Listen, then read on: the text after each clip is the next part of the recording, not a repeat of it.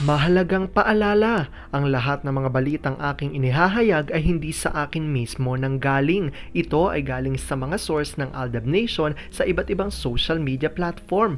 Ako ay tagapaghatid lamang at nagbibigay ng komento. Magandang araw mga Aldab Nation! May panibago na naman po akong update para sa inyong lahat. Pero bago natin ito umpisahan ay huwag niyo munang kalimutan na mag-subscribe sa aking YouTube channel at i-click mo na rin ang katabing bell button para maging updated ka sa mga latest videos na i-upload ko. At kapag umabot na ng 100,000 subscribers ang aking channel, ay may sorpresa ako para sa inyong lahat. Alam kong excited na kayo, kaya naman ngayon, umpisahan na natin ang ating kwentuhan. Ang pag-uusapan natin ngayong araw na ito kung saan Alden bantay sarado si Meng sa event niya sa Vivo Philippines. Gaano ito katotoo? Dahil bantay saradong araw ni Habi ang kanyang wifey dahil sa sobrang ganda nito. Ang haba naman ng hair ni Meng, kaya kahit nakatali na raw ito ay ang dami pa ring gustong sumulot. Gaano ito katotoo at may sapat nga bang ebidensya makakapagpatunay rito? Well, yan ho ang ating aalamin at pag-uusapan ngayong araw na ito. Pero bago ho yan, ay bibitinin ko muna kayo ng kaunting-kaunti lamang kung saan magbasa muna tayo ng mga nakakatuwang post ni My Name is Theo01 sa Twitter. Kaya naman wag na natin patagalin pa at sabi niya sa kanyang tweet, umayos ka nga, alam mong hindi pwede, di ba? Bakit hindi pwede? Gagi, nakakatroma yung ginawa mo nung huli ha? Hindi ba satisfying yon? Sobra kaya parang ayoko nang maulit. Panay ka nga nun eh, huwag ka nga, mauulit yun ma. Never again, sobrang sarap nun eh, mag-relax ka na dyan, bye na.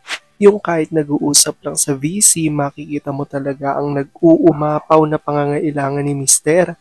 Yung mata niya nakabaon ng titig sa misis habang lang ang sagot ng isa. Nakikita ko na merong misis na mapupuruhan talaga pag uwi ni Habi. Ikukulong niya yan for sure sa kwarto. Hindi ko alam kung nag-ONS lang si A paminsan kasi umiiyak yan sa VC sa sobrang pagkamis sa mag-ina niya. Si misis naman, maiiyak na din at panay comfort sa mister. Maliban sa LM na sobrang namimiss ni A, yung tawanan, kulitan at asaran ng mga anak ang namimiss din niya. Yung sabay-sabay na mangungulit sa kanya. Alam kong tuwan-tuwa ako kay sa ating binasa pero may pag-uusapan na natin ang ating main topic. Oops! Wait lang, saglit lang to. May ipapaalala lang ako para sa mga bago pa lang sa aking channel. Huwag niyong kalimutan na mag-subscribe sa aking YouTube channel at i-click niyo na rin ang notification bell para lagi kayong updated sa mga latest videos na i-upload ko at para maging parte na rin kayo ng aking Fanatics channel family. Well, alam kong super excited na kayo sa ating kwentuhan, kaya naman dumako na tayo sa ating main topic.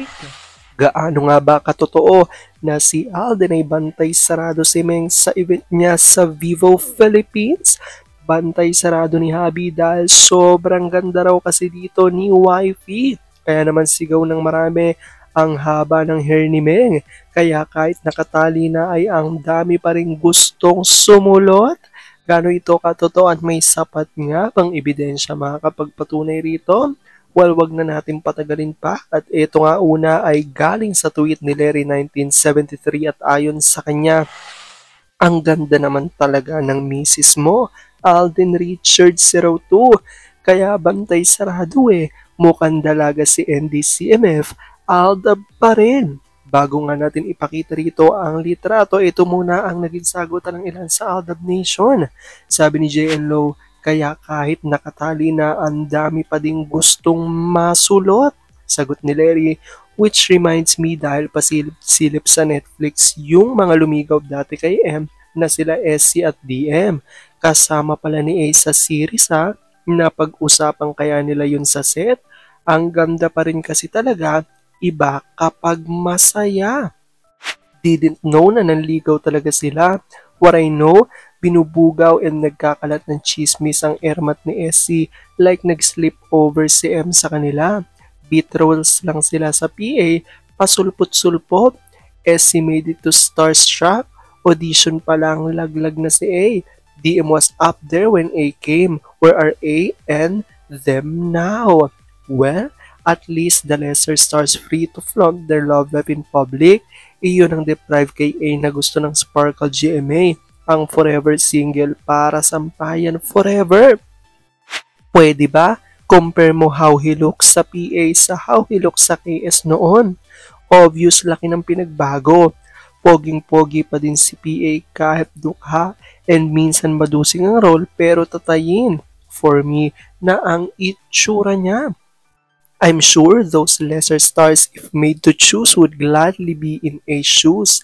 Hidden man ang privilege light ni A, it can't be denied is having the best of both worlds and time will come. Sa ayaw at sa gusto ng GMA, they have released A sa hawla, pinagkulungan nila sa kanya.